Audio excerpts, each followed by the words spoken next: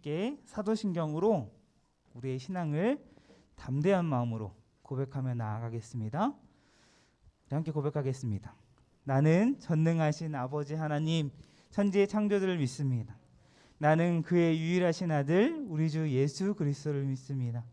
그는 성령으로 잉태되어 동정녀 마리아에게서 나시고 본디오 빌라도에게 고난을 받아 십자가에 못 박혀 죽으시고 장사된 지 사흘 만에 죽은 자 가운데서 다시 살아나셨으며 하늘에 오르시어 전능하신 아버지 하나님 우편에 앉아 계시다가 거기로부터 살아있는 자와 죽은 자를 심판하러 오십니다.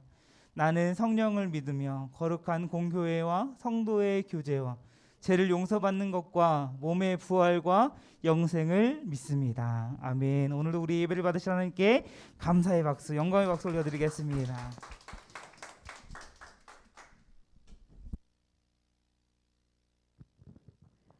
화평 고등부 예배에 오신 여러분을 진심으로 환영합니다. 함께 찬양하며 나아가겠습니다.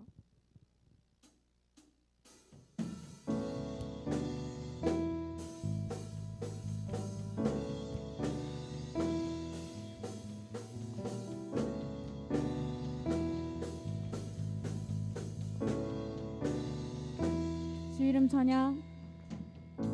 주 이름 찬양. 공유의 강물 흐르는 고요한 땅에 살 때에 주님 찬양해. 주 이름 찬양. 주 이름 찬양. 거칠은 광야와 같은 인생길 걸어갈 때도 주님 찬양해. 모든 축복 주신 주님 찬양하리.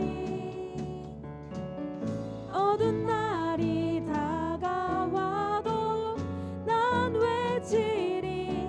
주의 이름을 찬양해. 주의 이름을 찬양해.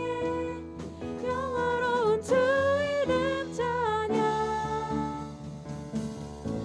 주 이름 찬양. 햇살이 나를 비추고 만물이 새롭게 될 때 주님 찬양해. 주 이름 찬양. 가는 길 험할지라도 고통이 따를지라도 주님 찬양해. 모든 축복 주신 주님 찬양하리. 어두운 날이 다가와도 난 외치리. 주의 이름을 찬양해. 주의 이름을 찬양해. 영화로운 주 이름 찬양. 주의 이름을 찬양해. 주의 이름을 찬양해. 영화로운 주 이름 찬양. 주님은 주시며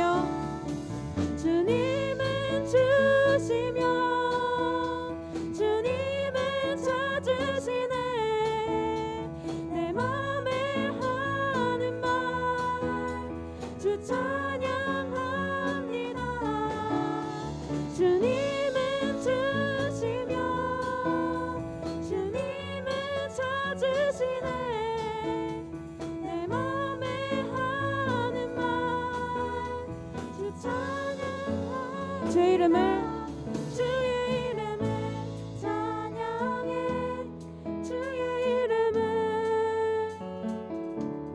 주의 이름을 찬양해. 영화로운 주 이름 찬양. 주의 이름을 찬양해. 주의 이름을 찬양해. 영화로운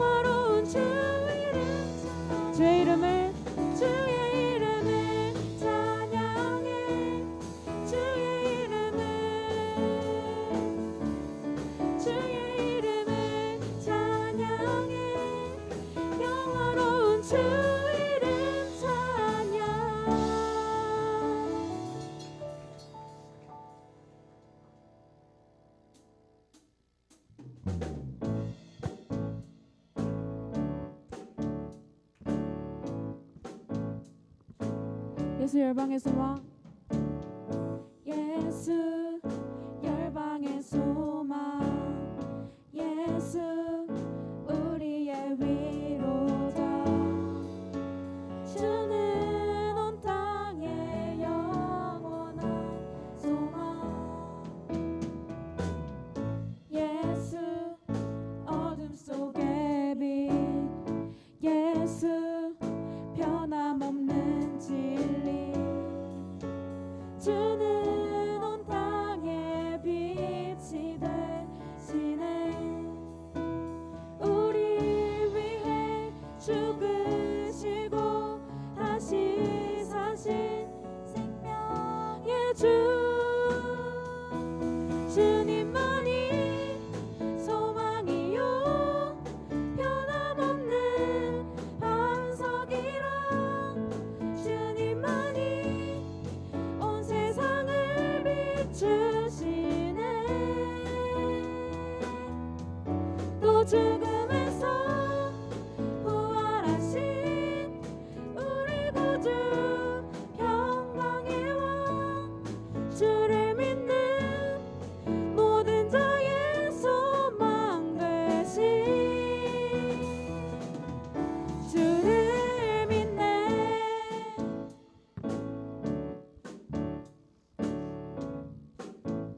예수 열방의 소망 예수 열방의 소망 예수 우리의 위로자 주는 온 땅의 영원한 소망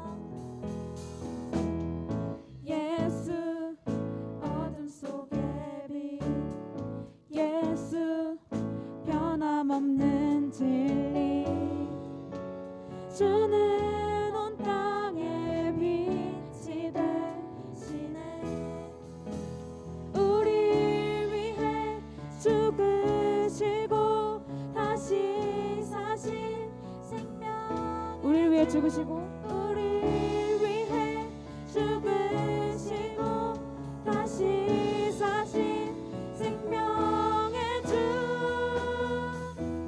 주님만이 소망이요 변함없는 반석이라 주님만이 온 세상을 비추시네 또 죽음에서 부활하신 우리 구주 평강의 왕 주를 믿는 모든 자의 소망 되신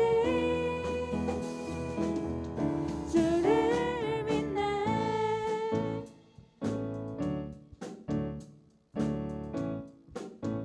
우리 위해 죽으시고 우리 위해 죽으시고 다시 사신 생명의 주 우리 위해 죽으시고 다시 사신 생명의 주 주님만이 소망이요 변함없는 반석이라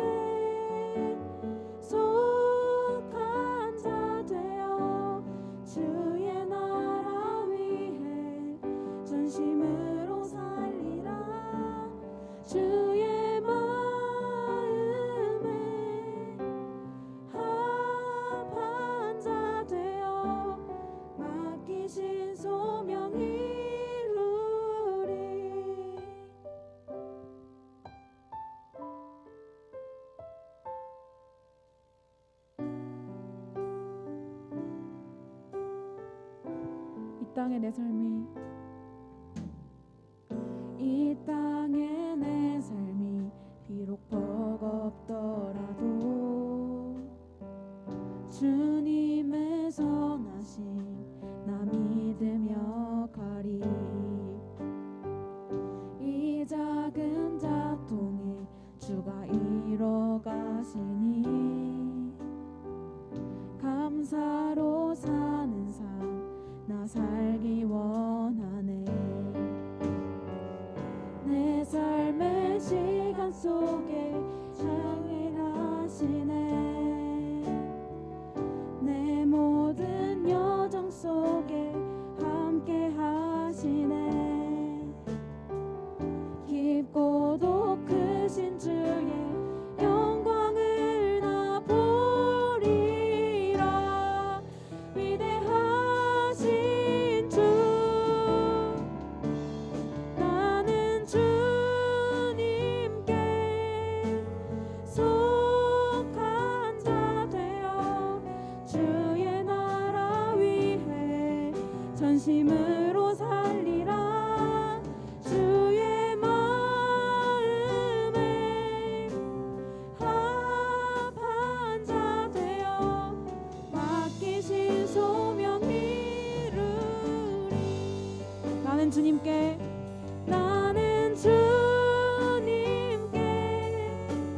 속한 자 되어 주의 나라 위해 전심으로 살리라.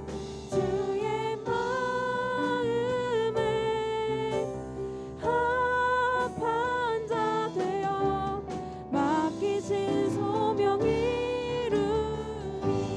나 주님께 나는 주님께 속한 자 되어 주의 나라 위해 전심으로 살리라. 주의 마음에 합한 자 되어 맡기신 소명 이루리. 맡기신 소명 이루리. 맡기신 소명 이루리. 맡기신 소명 이루리. 맡기신 소명 이루리.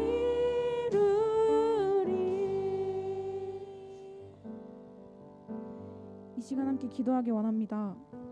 우리는 주님께 속한 자이고 하나님을 예배하는 예배자인 줄 믿습니다. 우리가 세상 속에서 살아가지만 세상에 속하지 않고 하나님을 경외하며 하나님을 의지하는 삶, 하나님께서 보시기에 선한 삶을 살아가는 우리의 삶이 되게 해달라고, 또한 전심으로 하나님을 예배하는 시간이 되게 해달라고 함께 기도하길 원합니다. 기도하겠습니다.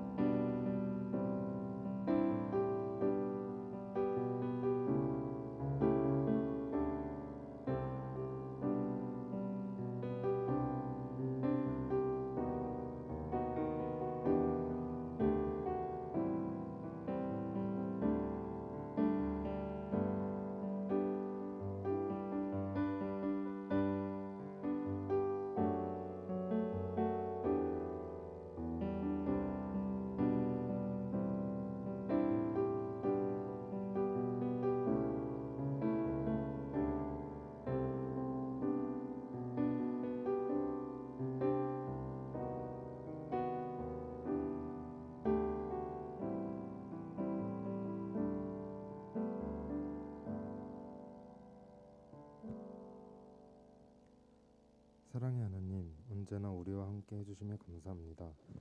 모이기 힘든 시기에 오늘도 이렇게 온 오프라인으로 모여 예배할 수 있음에 감사합니다. 한 주간 하나님을 잠시 잊고 지은 죄를 용서하여 주세요. 주님 앞에 나와 예배드리는 시간 동안에 모든 것을 잠시 내려놓고 하나님께 집중할 수 있도록 도와주세요. 오늘은 성령 강림 주일입니다.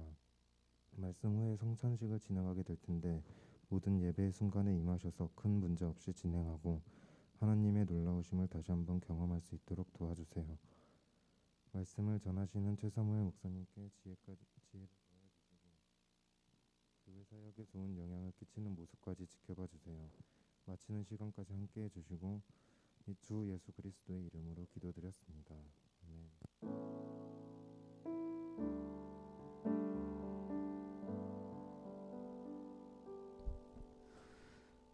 네, 우리 함께 찬양하면서 우리 준비한 예물 하나님 앞에 드리도록 하겠습니다.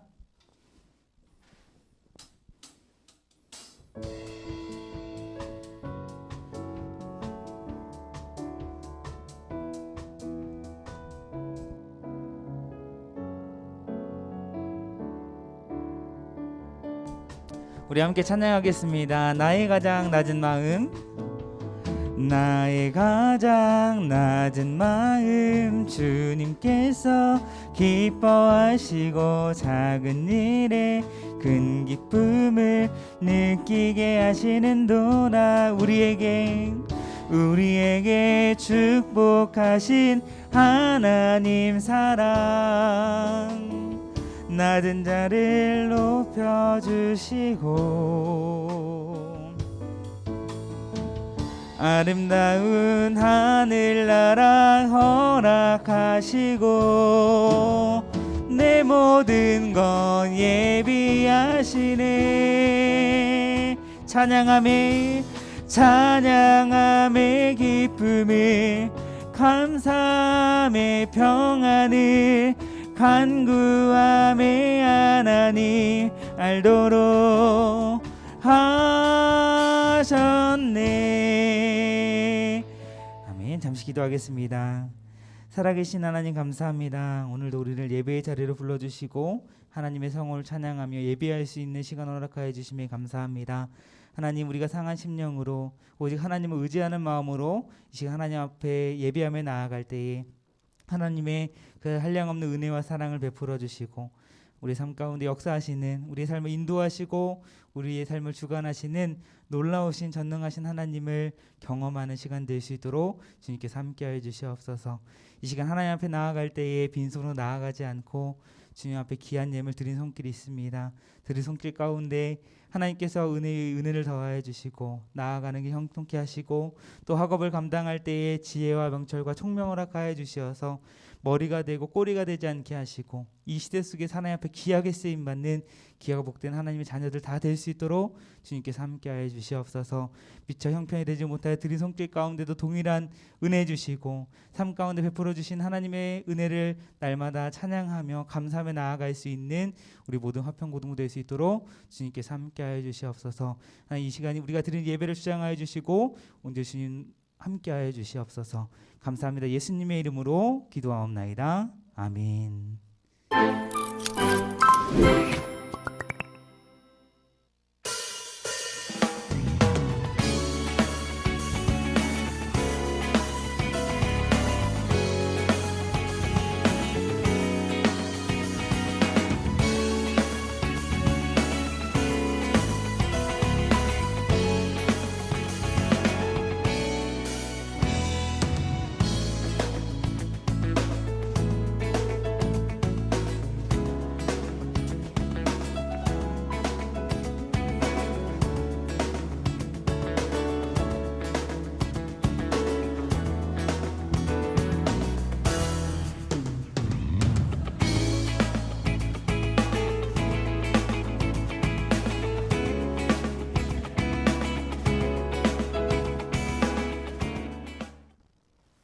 네, 오늘 이렇게 화평고등부 주일 예배에 나온 우리 사랑하는 학생들 또 선생님 주민으로 환영하고 축복합니다. 몇 가지 더 이제 광고 영상을 봤지만 전달하고 우리 하나님 말씀 보도록 하겠습니다. 고등부 예배는 우리 20% 한해서 예배하고 있습니다. 오늘은 3학년 또 이제 뭐 학년은 3학년이지만 또 기숙학교에 생활하고 있는 학생들 또 현장 예배를 사모하는 마음으로 나온 학생들은 함께 예배하고 있습니다. 혹시나 온라인으로 예배하고 있는 우리 학생들 같은 경우에도 혹시 뭐 현장에서 예배하고 싶다 그런 마음이 생기면 언제든지 현장에 나와서 함께 예배할 수 있었으면 좋겠습니다. 오늘은 성령 강림 주일입니다. 성령 강림 주일이 무슨 날인지 아나요? 네. 예수님께서 부활하시고 승천하신 후에 이제 오순절 50일이 된 후에 이제 성령님께서 강림하신 그 날을 우리가 기념하는 주일인데 뭐 이날만 성령님이 강림하셔서 뭐 이런 게 아니라 예수님 승천하신 후에 50일 후에 강림하신 그 성령님, 여전히 우리 가운데 함께 하신 그 성령님, 함께 하신 그 성령님을 우리 다시 한번 기억하며 또 의지하는 그런 삶을 살겠다라고 결단하는 그러한 절기입니다. 다시 한번 이 절기를 우리가 보내면서 여러분 혼자가 아니에요. 하나님께 늘 함께 하시고 성령님께서 여러분들과 함께 하십니다. 이 사실을 기억하고 우리 믿는 사람으로서 담대히 살아가는 우리 모든 화평고등부 됐으면 좋겠습니다. 예배 후에 이제 반모임이 진행되고 그 전에 이제 설교 마친 후에 성찬식이 진행이 됩니다. 성찬식은 예수님께서 우리를 구원하시기 위해서 살에 찢기시고 피 흘리신 그 십자가의 그 구원의 은혜를 다시 한번 생각하고 기념하는 그러한 예식입니다. 그래서 모든 사람들이 참여할 수 있는 건 아니고 세례와 입교를 받은 우리 학생들에 한해서만 성찬 예식에 참여할 수 있습니다. 그 점을 유의하시고 혹시나 마음에 거리낌이 있거나 또 성찬에 참여하지 않길 희망하는 학생들의 경우에도 참여하지 않을 수 있어요. 무조건 참여하는 건 아니고 다시 한번 이 성찬을 통해서 나를 구원하신 예수님 또 예수님과 그 연합을 경험하는 성령 충만한 그런 시간 되었으면 좋겠습니다. 네, 우리 성령 강림주일을 맞이해서 우리 서로 한번 인사해 볼까요? 우리 함께 좌우 앞뒤를 살펴보면서 또 온라인을 통해서 예배드리는 친구들도 우리 함께 이렇게 인사했으면 좋겠습니다. 성령님께서 우리와 함께 하십니다. 함께 인사해 볼까요? 시작. 성령님께서 우리와 함께 하십니다. 네, 성령님께서 여러분들과 함께 하십니다. 이 시간 성령님의 임재를 충만히 경험하는 시간 되기를 간절히 소망합니다. 하나님 말씀 보겠습니다. 오늘 함께 볼 하나님의 말씀은 잠언 11장 23절에서 31절인데 제가 바꿨는데 다른 게 띄어졌나 봐요. 말씀은 그대로 잘 나오니까 함께 보면서 따라 읽었으면 좋겠고 목사님이 봉독해 드립니다. 잠언 11장 23절입니다. 의인의 소원은 오직 선하나 악인의 소망은 진노를 이루느니라. 흩어 구제하여도 더욱 부하게 되는 일이 있나니 과도히 아껴도 가난하게 될 뿐이니라. 구제를 좋아하는 자는 풍족하여질 것이요 남을 윤택하게 하는 자는 자기도 윤택하여지리라. 곡식을 내놓지 아니하는 자는 백성에게 저주를 받을 것이나 파는 자는 그의 머리에 복이 임하리라. 선을 간절히 구하는 자는 은총을 얻으려니와 악을 더듬어 찾는 자에게는 악이 임하리라. 자기의 재물을 의지하는 자는 패망하려니와 의인은 푸른 잎사귀 같아서 번성하리라. 자기 집을 해롭게 하는 자의 소득은 바람이라. 미련한 자의 마음이 지혜로운 자의 종이 되리라. 의인의 열매는 생명나무라. 지혜로운 자는 사람을 얻느니라. 보라, 의인이라도 이 세상에서 보응을 받겠거든 하물며 악인과 죄인이리요. 아멘. 네, 오늘은 우리 지혜의 열매라는 제목으로 하나님의 말씀 전하도록 하겠습니다. 오늘 본문 말씀을 전하기에 앞서서 먼저 사자성어를 하나 여러분들에게 소개를 하면서 말씀을 시작하려고 합니다. 이 네 한자로 된 사자성어 무엇인지 혹시 아나요? 네, 뭘까요? 이 한자가. 네, 우리 좀 연배가 있으신 선생님들은 한자를 잘 하시기 때문에 아실 것 같은데, 아는 한자 있어요 혹시? 한자도 없어요? 답이 나온 것 같아요. 우리 민지가 얘기했나요? 네, 답이 나왔어요. 이 한자 사자성어는 바로 권선징악입니다. 무슨 뜻이에요? 권할 권자에 선할 선, 징계할 징, 악할 악. 권선징악인데 무슨 뜻입니까? 선을 권하고 악을 징계한다라는 뜻을 가지고 있습니다. 이 사자성어 처음 들어보는 학생 있어요? 없죠?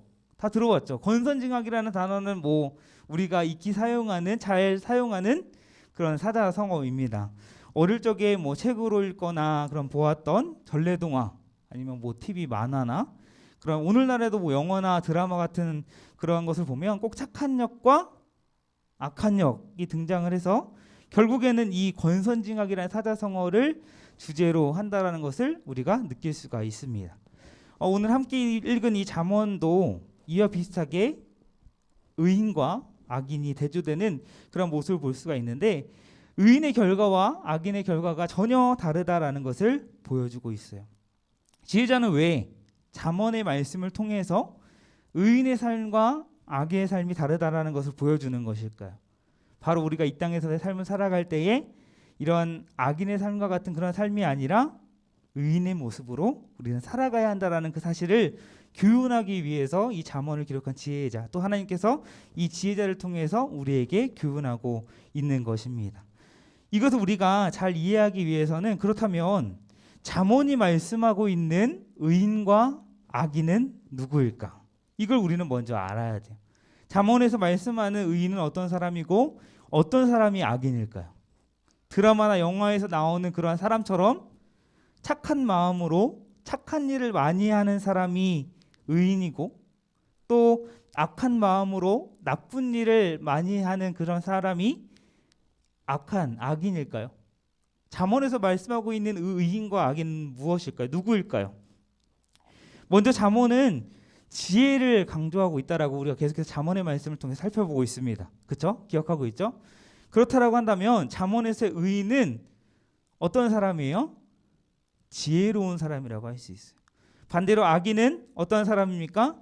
어리석은 삶을 살아가는 그러한 삶, 그러한 사람들을 악인이라고 우리가 볼 수가 있습니다. 그렇다면 더 계속 질문에 나아가면 지혜로운 사람은 그럼 어떤 사람일까? 지혜로운 사람. 우리가 처음 잠언의 말씀을 살펴볼 때에 우리가 잠언 1장의 말씀을 살펴봤는데 그 1장 7절의 말씀을 우리 다시 한번 보면 그럼 지혜로운 사람이 어떤 사람인가에 대해서 우리는 알 수가 있어요. 1장 7절의 말씀을 보면 지식의 근본, 지혜의 뿌리, 이 지혜의 시작이 무엇인지 우리는 알게 되었는데 그것이 무엇입니까? 바로 하나님, 여호와를 경외하는 것이다 라고 했어요. 하나님은 전지하신 분이십니다. 하나님은 완전한 지혜 그 자체이세요. 그렇기 때문에 하나님을 경외하는 것이 지혜의 뿌리, 지혜의 시작이라고 할 수 있는 것이죠. 그렇기 때문에 잠언에서 말씀하는 지혜로운 자는 어떤 사람이에요? 결국 여호와를 경외하는 사람이 지혜로운 사람이고 어리석은 자는 그 반대겠죠. 하나님을 경외하지 않고 두려운 마음, 공경하는 마음이 없고 하나님을 의식하지 않는 삶을 살아가는 사람이 바로 어리석은 자다라고 우리는 할 수 있습니다. 그래서 잠언에서 의인은 단순히 의로운 일을 많이 해서 의인이 아니라 여호와를 경외하는 사람이 의인이고 악인은 여호와를 경외하지 않는 사람이라고 할 수 있는 것입니다. 언제나 함께 하신 하나님, 눈동자와 같이 우리의 삶을 지켜보시는 하나님에 대한 두려움이 없기 때문에 이 악인들은 어떤 삶을 살아갑니까? 하나님이 보시기에 악한 삶을 살아가는 거예요. 어떻게 사는 것이 하나님을 기쁘시게 하는 것일까? 이런 하나님을 의식하는 것 없이 악인은 그저 죄로 인해 부패해버린 세상의 원리대로, 내 욕망대로, 내 욕심대로 살아가는 것이죠. 하나님이 보시기에 너무나도 어리석은 그러한 삶을 살아가는 것입니다. 반면에 하나님을 경외하는 자, 지혜로운 자, 의인, 이런 사람들 어떠한 삶을 살아갈까요? 마음의 중심에 내가 아니라 하나님을 모시는 그런 삶. 그래서 말과 행동과 그런 삶에 있어서 하나님께 영광을 돌리고 하나님을 기쁘시게 하는 삶을 살아가는 거예요. 우리 앞서 찬양한 것처럼 주님의 마음에 합한 그러한 삶을 살아가는 것이죠. 오늘 말씀의 제목처럼 지혜가 있어서 지혜의 열매가 삶 가운데 맺히는 그러한 삶을 사는 것입니다. 그렇다면 구체적으로 지혜의 열매가 맺는 삶은 어떠한 삶일까? 오늘 본문의 말씀을 보면 의인과 악인의 삶이 너무나도 다름을 알 수 있습니다. 그 결과 또한 너무나도 다르다라는 사실을 이 잠언의 말씀을 통해서 볼 수가 있어요. 의로운 행동 자체가 선할 뿐만 아니라 그 결과도 긍정적이지만 대지적으로 악한 행동을 하는 사람은 그 자체로 악할 뿐만 아니라 그 결과도 부정적임을 우리는 잠언 말씀을 볼 수가 있습니다. 먼저 23절 말씀을 볼까? 오늘 본문 23절 말씀을 보면 뭐라고 말씀합니까? 의인의 소원은 오직 선하나 악인의 소망은 진노만이 가져온다. 진노를 이룬다라고 말씀합니다. 의인의 소원 자체가 선한 건지 의인의 소원의 결과가 선한 건지 약간 모호하기는 해요. 쉬운 성경을 보면 좀 더 분명하게 이 구절을 말씀하고 있습니다. 의인의 소원, 아까 의인은 어떠한 사람이라고 그랬어요? 하나님을 경외하는 자라 그랬죠. 이런 지혜로운 자의 바라는 것들을 하나님께서 성취하게 하시지만 하나님을 경외하지 않는 악인의 소망은 하나님의 진노만 가져온다라고 말씀합니다. 여기서 과연 의인의 소원이 정확히 무엇인지에 대한 것은 어떻게 성취되었는지는 우리가 정확히 알 수 없지만 그 방향성은 알 수가 있어요. 잠언에서 말씀하는 그 의인이 하나님을 경외하는 자다라고 한다면 어떠한 소원을 가지고 살까요? 하나님이 기뻐하시는 소원을 가지고 살까요? 하나님이 기뻐하시지 않는 소원을 가지고 살까요? 당연히 하나님께서 기뻐하시는 그러한 소원을 품고 살아갈 것입니다. 반대로 악인은 어떠합니까? 악인이 품고 있는 그 소망 그 자체도 악할 뿐더러 악인은 일단 하나님을 경외하지 않는 사람이기 때문에 어떠합니까? 이러한 악인의 결말은 어떠합니까? 하나님의 진노를 피할 수가 없다라는 거예요. 그렇다라고 한다면 계속해서 말씀을 보면 하나님께서 기뻐하시는 그런 소원은 무엇인가? 의인은 어떤 소원을 갖고 살아가는가를 뒤이어 우리 말씀을 보면 알 수가 있어요. 24절 말씀을 볼까요? 24절 말씀을 보면 의인이란 단어는 없지만 의인의 삶이 어떤 삶인지를 볼 수가 있습니다. 어떤 삶을 삽니까? 흩어 구제하는 삶을 산다라는 거예요. 여기서 흩어 구제하여도라는 것에 흩다라는 이 말은 널리 아낌없이 기꺼이 던지다라는 뜻을 가지고 있습니다. 이 흩어 구제한다라는 것은 계산적으로 남에게 어떤 보이기 위해서 어떤 개인의 유익을 바라고 구제하는 것이 아니라 너그럽게 어떠한 대가 없이 어렵게 살아가는 그러한 사람을 돕고 베푸는 것을 가리키는 것입니다. 개인의 욕심, 어떤 개인의 이런 유익을 위해 사는 것이 아니라 다른 사람의 유익을 위해 살아간다라는 거예요. 구제하는 것, 이것이 하나님을 경외하는 자, 의인, 그런 지혜로운 자의 삶 가운데 나타나는 하나님의 기뻐하시는 삶의 모습인다라는 거예요. 그러나 악인은 어떠하다고 지혜자는 말씀합니까? 과도히 아낀다라는 거예요. 과도히 아끼는 삶을 살아간다라고 이렇게 의인과 대조해서 말씀합니다. 절약하는 거, 여러분 어때요? 절약하는 삶을 살아가고 있습니까? 여러분 용돈 받죠? 그렇죠? 용돈 가지고 살아가잖아요. 그렇죠? 용돈 가지고 이렇게 절약해서 나중에 돈 모아서 뭐 이렇게 또 갖고 싶은 거 사고 이렇게 되는 거잖아요. 절약 굉장히 좋은 습관이에요. 그러나 여기서 과도히 아낀다라는 것은 그런 어떤 지혜가 있어서 절약하는 정신을 이야기하는 것이 아니에요. 앞서 구제하는 것과 반대로 넉넉한 형편을 가지고 있음에도 불구하고 다른 사람을 생각하는 마음이 1도 없어서 사랑을 실천하지 않고 자기의 욕심대로 자기의 유익만을 그런 위해 살아가는 그러한 사람의 삶의 모습인 것입니다. 그런 악인의 삶의 결과는 어떻게 됩니까? 가난하게 될 뿐이다 라고 이렇게 말씀합니다. 흩어 구제하는 자, 이런 의인의 삶의 결과는 어떠합니까? 더욱 부하게 되는 일이 있을 것이다 라고 이렇게 지혜자는 말씀하고 있어요. 그렇다면 우리는 한번 생각해 봐요. 어떤 사람이 과연 구제하는 삶을 살까요? 여러분들 구제하는 그런 삶을 살아가고 있습니까? 어려움을 당하는 사람을 위해 희생하고 봉사하고 섬기는 그런 삶을 살아가고 있나요? 구제는 과연 어떠한 사람들이 하는 것일까요? 돈이 많다고 구제를 할까요?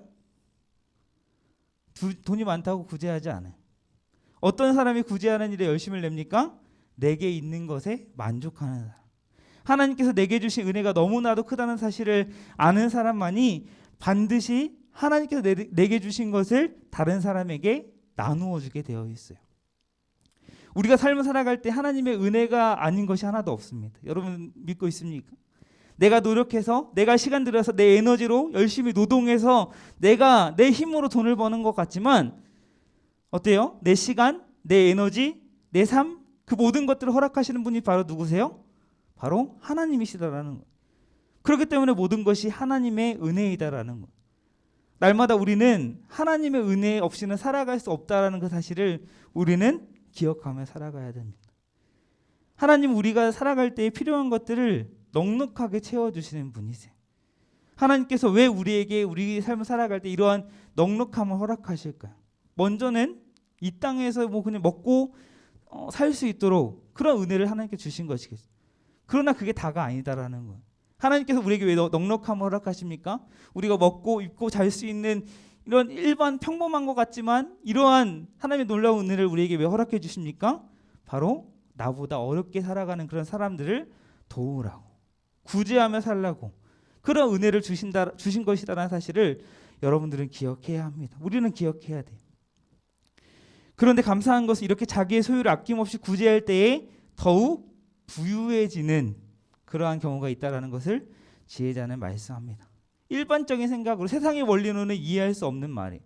자기의 소유를 잘 간직하고 그걸 다른 사람에게 거저주지 않고 가진 것을 잘 사업적으로 잘 활용해야 부유하게 된다라고 일반적으로 세상의 원리는 생각하지만, 그렇기 때문에 오늘 이 말씀이 굉장히 모순적이어 보일 수도 있겠지만 그렇지 않다라는 거예요. 내 것임을 주장하고 과도히 아끼면 부유하게 될 것 같지만 지혜자는 오히려 가난하게 될 수 있다라고 이야기를 합니다. 이어서 25절을 보면 오히려 구제를 좋아하는 자들이 풍족하여질 것이다라고 이야기합니다. 그리고 남을 윤택하게 하는 자는 자기도 윤택하여질 것이다라고 이렇게 말씀해요.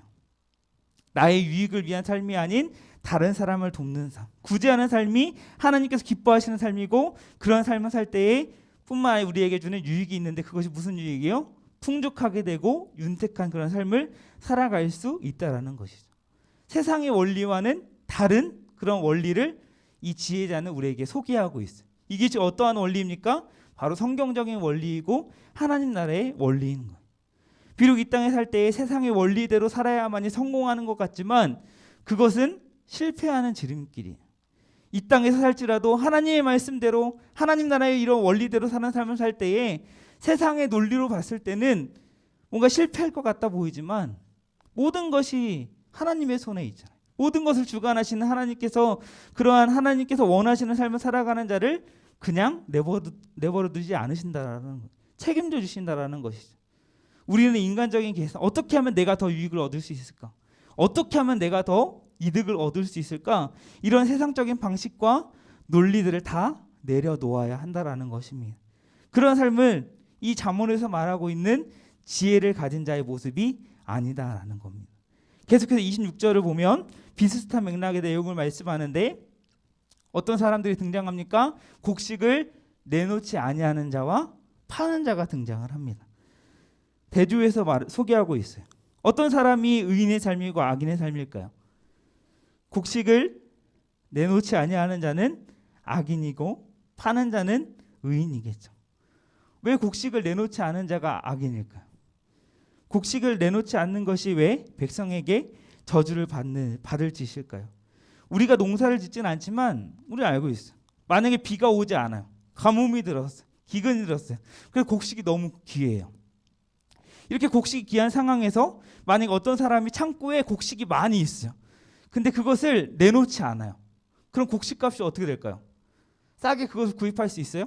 시장의 원리를 한번 생각해 봤을 때 싸게 구입할 수 있나요? 곡식을 구하기 쉽지가 않은데 어떤 사람이 곡식을 창고에다 잘 쟁여놨어. 그럼 곡식을 싸게 팔까요? 비싸게 팔까요?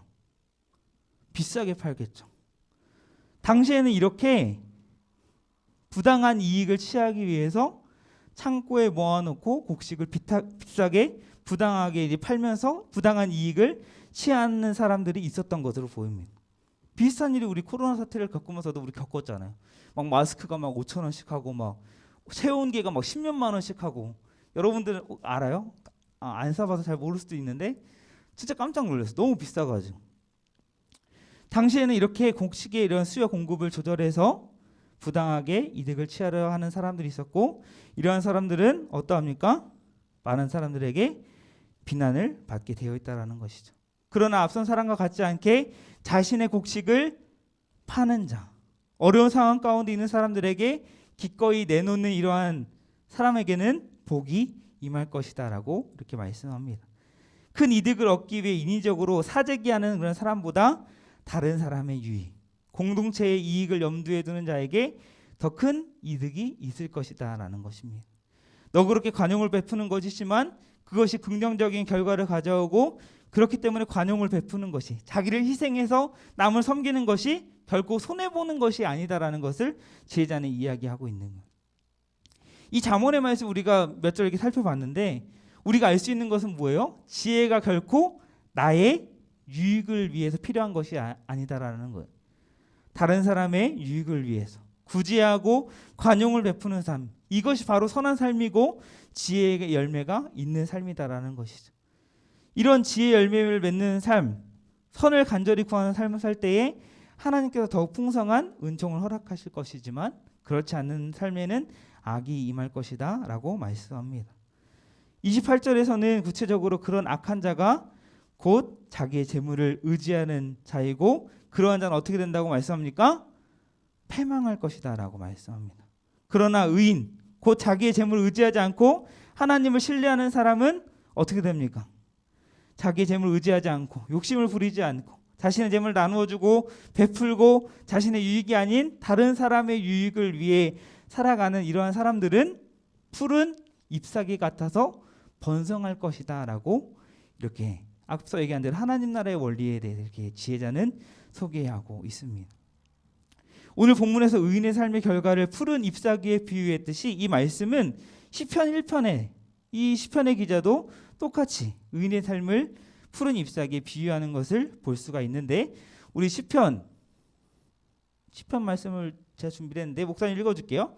시편 1편 3절에 이렇게 되어 있어요. 그는 시냇가에 심은 나무가 철을 따라 열매를 맺으며 그 잎사귀가 마르지 아니한 같으니 그가 하는 모든 것이 다 형통하리로다 라고 이렇게 말씀합니다. 여기서의 그는 어떤 사람일까요? 여러분들 잘 아는 말씀이에요. 시편 1편의 말씀. 여기서의 그는 어떤 사람입니까?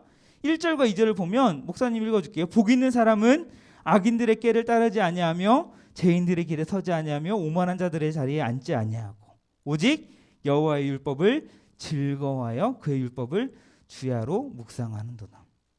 어떠한 사람입니까?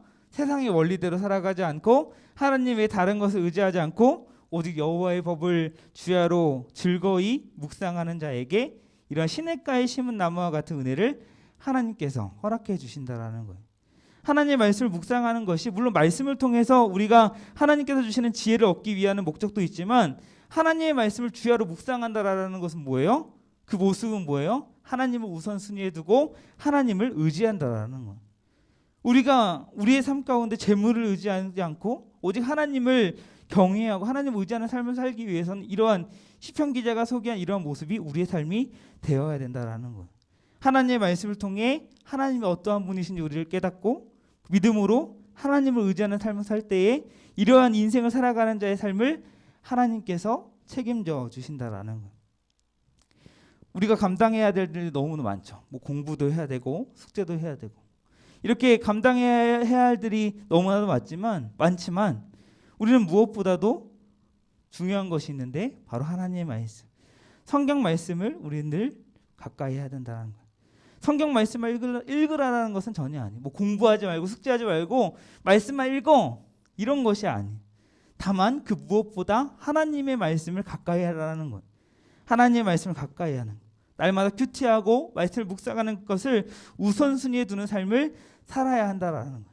그러한 삶을 살아갈 때에 우리는 이 세상의 원리에 따라가지 않고 하나님 나라의 원리 가운데 또 하나님의 은혜를 누리며 살아갈 수 있다라는 사실을 우리는 기억해야 됩니다. 바쁜 일상을 우리는 살아가고 있어요. 하지만 여러분의 삶 가운데 패턴을 알잖아요. 그런 여러분의 패턴 가운데 한번 잘 생각해 보세요. 과연 내가 어떠한 시간에 하나님의 말씀을 묵상할 수 있는가.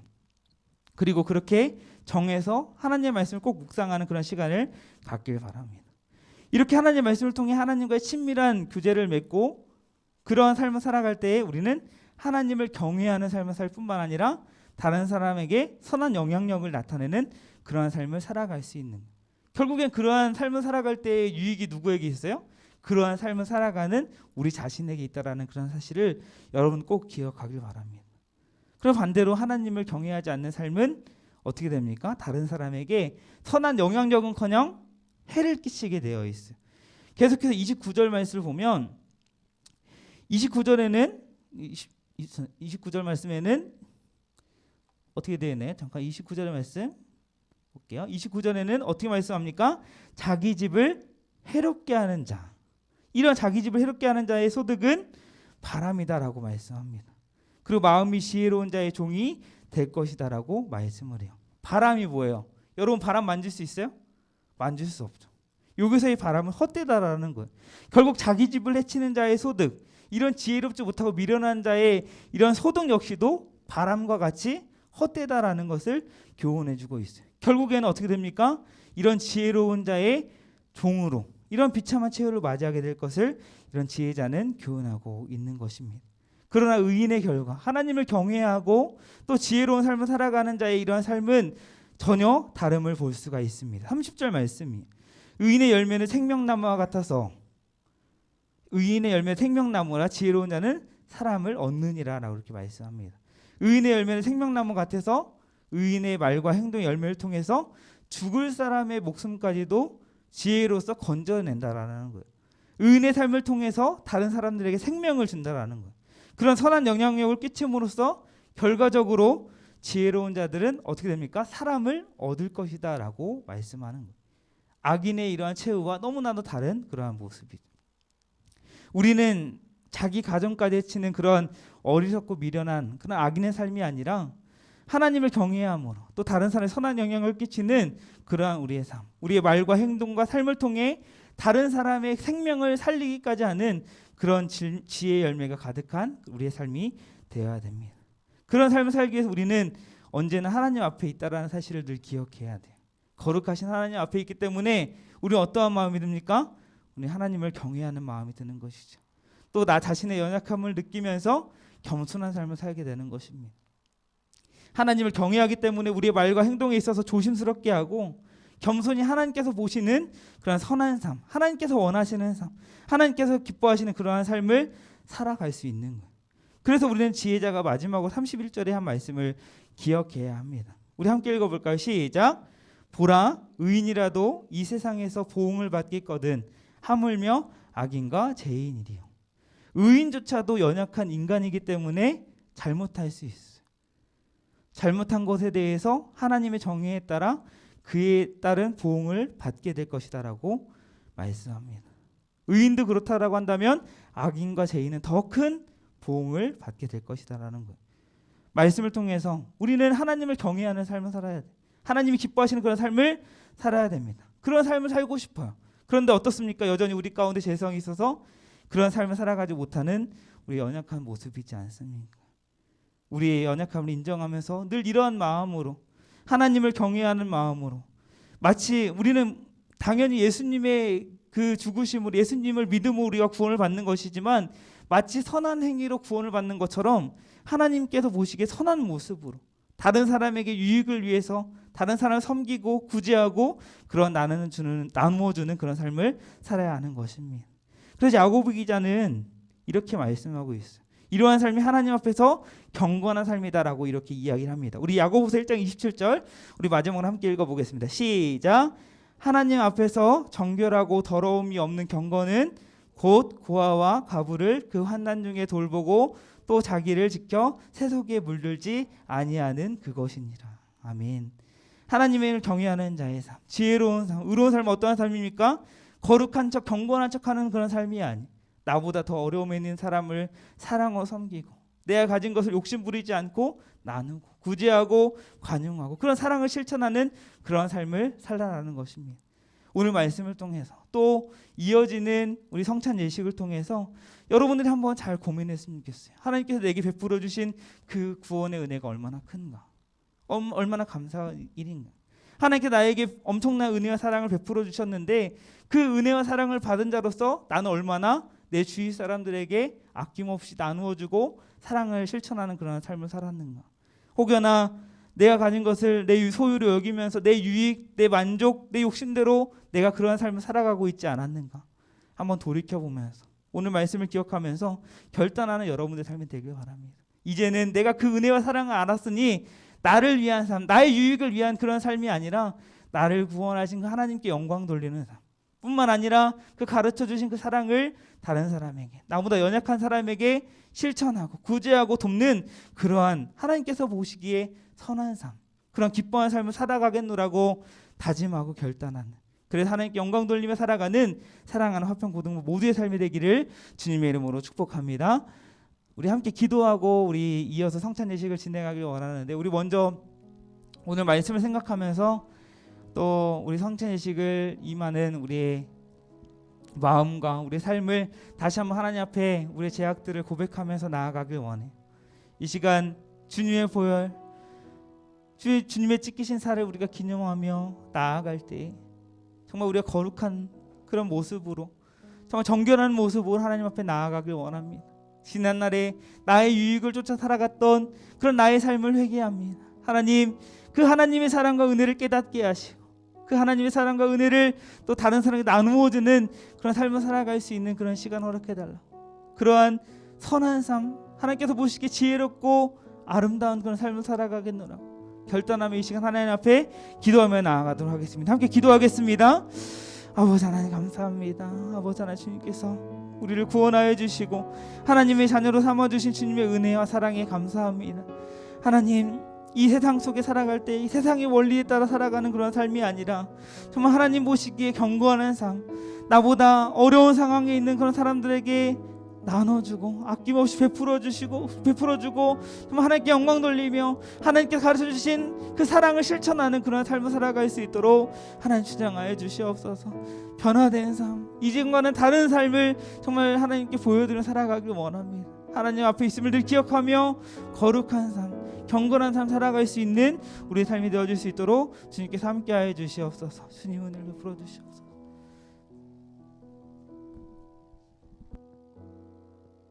네, 이제 우리 성찬을 좀 연결해서 우리 같이 좀 진행하려고 합니다. 성찬은 예수님께서 몸소 제정하신 예식입니다. 오늘 같이 주님의 은혜 아래서 나아가길 원합니다.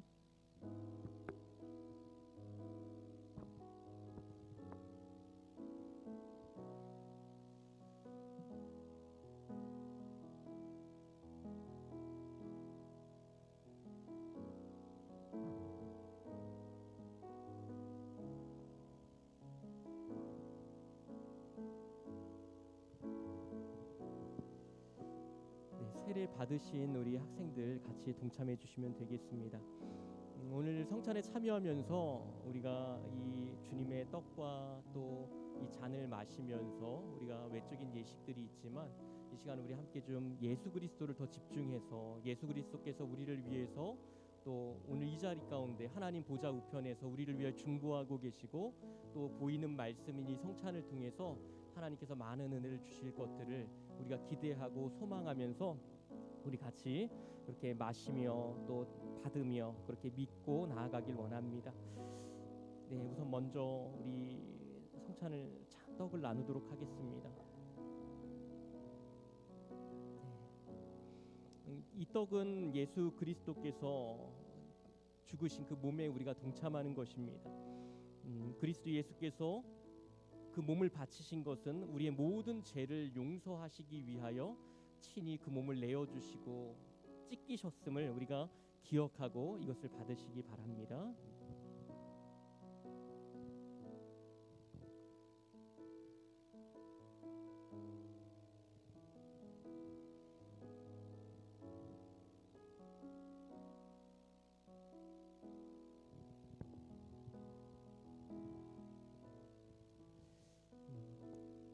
코로나로 인해서 우리가 키트로 하는데 맨 위에 있는 작은 비닐이 있습니다. 비닐이 2개인데 맨 위에 투명한 비닐을 벗겨주시면 떡이 나옵니다. 우리 받으신 분은 위에 있는 작은 비닐을 벗겨주시기 바랍니다.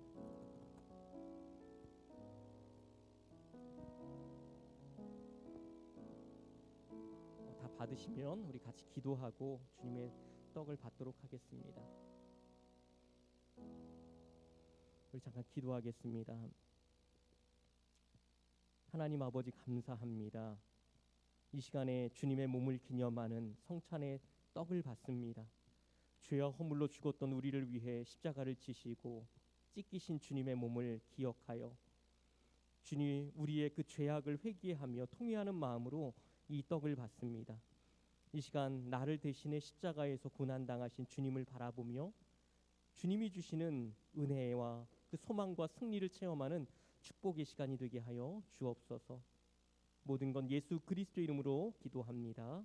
아멘. 이제 주님의 몸을 받도록 하겠습니다.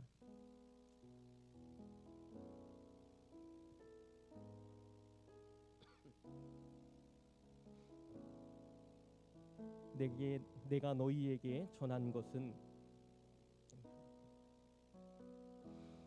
내가 너희에게 전한 것은 주께 받은 것이니 곧 주 예수께서 잡히시던 밤에 떡을 가지사 축사하시고 떼어 이르시되 이것은 너희를 위하여 내 몸이니 이것을 행하여 나를 기념하라. 아멘. 이제 이어서 우리 같이 또 주님의 보혈의 피를 기념하도록 하겠습니다. 밑에 있는 플라스틱과 연결된 부분을 떼시면 되겠습니다. 조심해서 열어주시고요.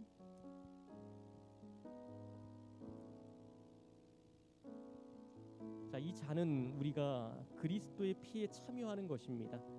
이것을 믿고 마시기를 바랍니다. 그리고 우리 주 예수 그리스도의 보혈, 이 모든 것들은 우리 모든 죄를 용서하시기 위해 주님께서 다 쏟아내신 그러한 주님의 물과 피입니다. 이것을 믿으면서, 이것을 바라보면서 이것을 우리가 또 잔을 받도록 하겠습니다. 잠깐 기도하겠습니다. 하나님 아버지, 감사합니다. 이 시간에 주님의 피를 기념하는 잔을 받습니다. 우리가 이 잔을 받을 때 우리의 심령에 주님의 능력과 은혜가 임하기를 소원합니다.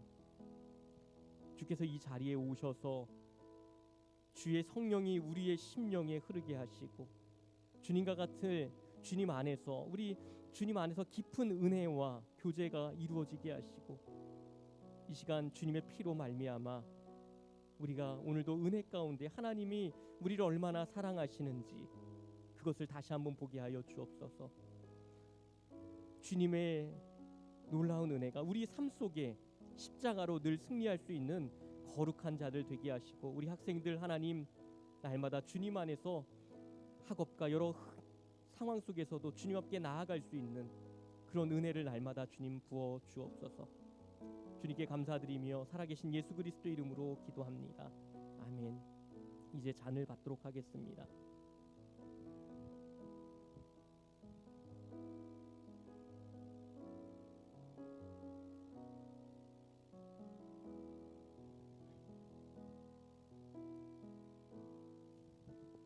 예수께서 이르시되 내가 진실로 진실로 너희에게 이르노니 인자의 살을 먹지 아니하고 인자의 피를 마시지 아니하면 너희 속에 생명이 없느니라.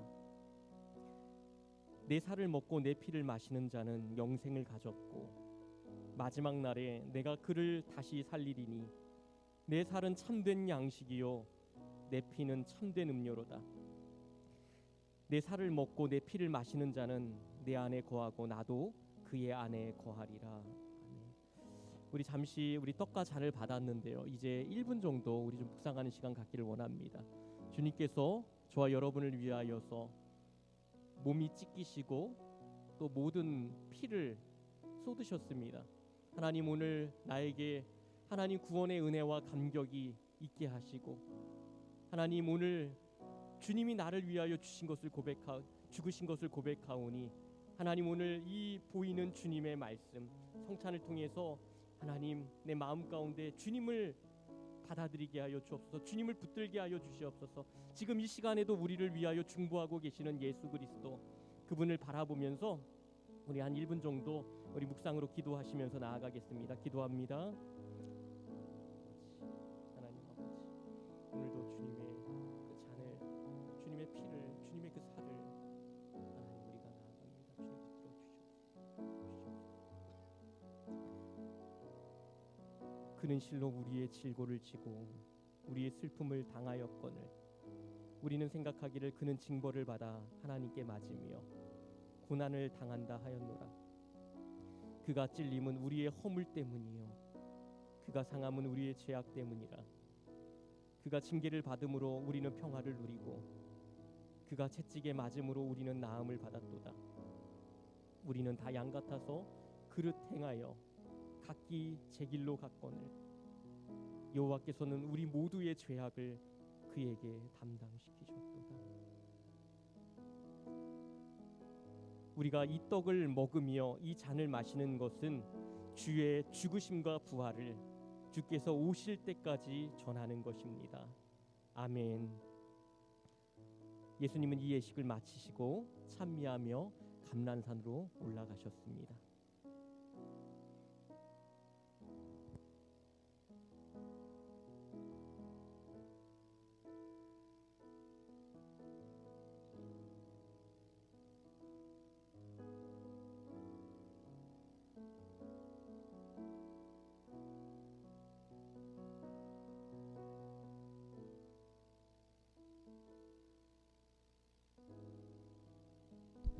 네, 우리 계속해서 우리 마지막으로 우리 자리에 일어나서 우리 결단 찬양 함께 할까요? 우리 자리에 일어나서 우리 함께 찬양했으면 좋겠습니다. 우리 오늘 말씀을 기억하면서 또 우리 함께 참여한 이 예식을 우리가 다시 한번 기억하면서 우리 함께 찬양하며 나아가길 원합니다. 깊어진 삶으로 주님 앞에 나아가길 원합니다. 주님이 가사를 잘 생각하며 우리 나아가길 원합니다. 주님의 은혜를 생각하며 찬양합니다. 은혜로 날 보듬으시고 은혜로 날 보듬으시고 사랑으로 품어주셔도 내 마음 한 자락도 지키지 못하는 이 모습 부끄럽습니다. 따스한 곁을 내어주신 따스한 곁을 내어주신 주님 앞에 나아갑니다. 표현 못할 긍휼로 나를 붙드시는 주 이름만 바라봅니다. 우리 결단하며 찬양합니다. 매일 마주한 슬픔을 견뎌나가며 주 예수의 마음을 닮아 가네. 두려운 걸음마다 주가 동행하니 주지하며 오늘을 걷네. 주의 신실한 소망을 깊이 담으며 주 예수의 풍요를 채워 가네. 하나님의 자녀로 명예 지켜가며 깊어진 삶을 우리 한 번 더 고백합니다. 매일 마주한 슬픔을 견뎌나가며 매일 마주한 슬픔을 견뎌나가며 주 예수의 마음을 닮아 가네. 두려운 마음보다 두려운 걸음마다 주가 동행하니 주지하며 오늘을 걷네. 주님의 그 신실함을 붙잡아 나아갑니다.